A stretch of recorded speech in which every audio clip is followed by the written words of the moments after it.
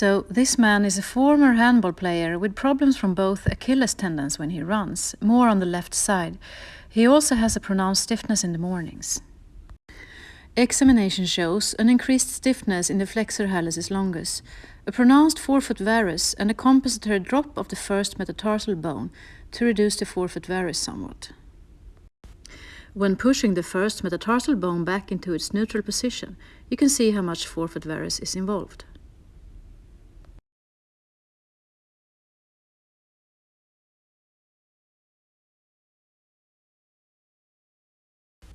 In standing, the calcaneus ends up in eversion to compensate for the forefoot varus, and you can see the same thing happening on both feet.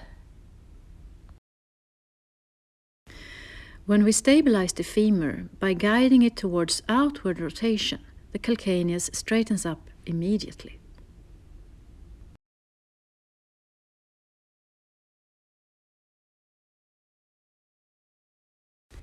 Supine examination shows increased stiffness in the small external rotators of the hip on the left side. We notice less stiffness on the right side. We also notice weakness in the posterior parts of the glute medius. Prone examination shows increased stiffness in the quadriceps, especially on the left side. We notice normal strength in the deep portion of the gluteus maximus on the right side.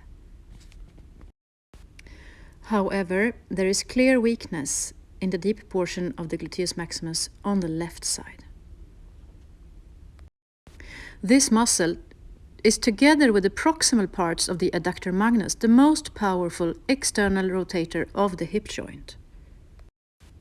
The first goal of the treatment is to reduce the large rotational forces from the hip that affect the calcaneus and thus the Achilles tendon and other plantarflexors. The focus will be on getting the globally stabilizing hip muscles recruited, which have the function of controlling inward rotation of the femur. By recruiting the proximal part of the adductor magnus, he gets a direct positive effect on the deep portion of the glute max. He receives further coaching in his running, as for now he has a running style that maintains the problem. He bounces a lot up and down, which increases the ground reaction forces and the load on the plantar flexors. We coach him to lean slightly forward and run with a wider stance to invite the stabilizing hip abductors into the activity.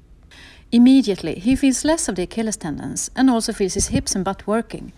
Following this regime for 4 weeks, the recruitment of postural muscles start to become automatic.